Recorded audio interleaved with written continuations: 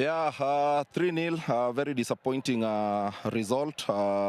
Venye kulikuwa na venye tulikuwa tumepanga kuja ku approach hii game.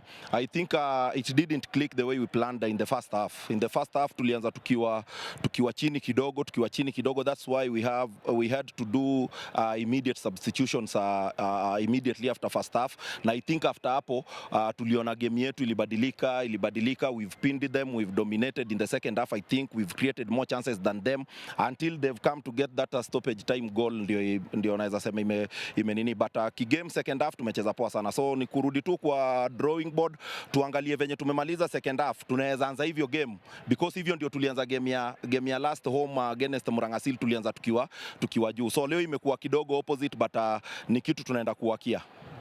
Kocha, nilimuona kipa Steven Ocheng alikuwa anasogea sana juu ama mbele kule na mabeki wake. Ilikuwa ni maelekezo amepewa, na kwa sababu ile goli la tatu Susan makosa alikuwa ameenda sana.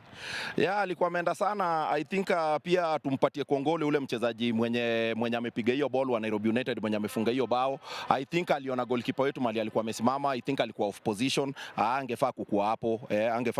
Immediately opponent wamepata ball, unafaa kuangalia goli yako iko wapi so that ukue kwa position mzuri.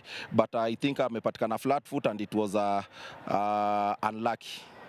Yeah. Kuna kitu cha kufanyia kazi kwa sababu sasa mnaenda kwenye mchezo wa kombe la shirikisho la ndani, alafu ndio ligi. Yeah, tunaenda kwa cup, na tunajua kwa cup ni kila game ni finali. Yeah, kwa cup kila game ni finali, so we are going to prepare well for the Mozart Cup, na we are going to bounce back.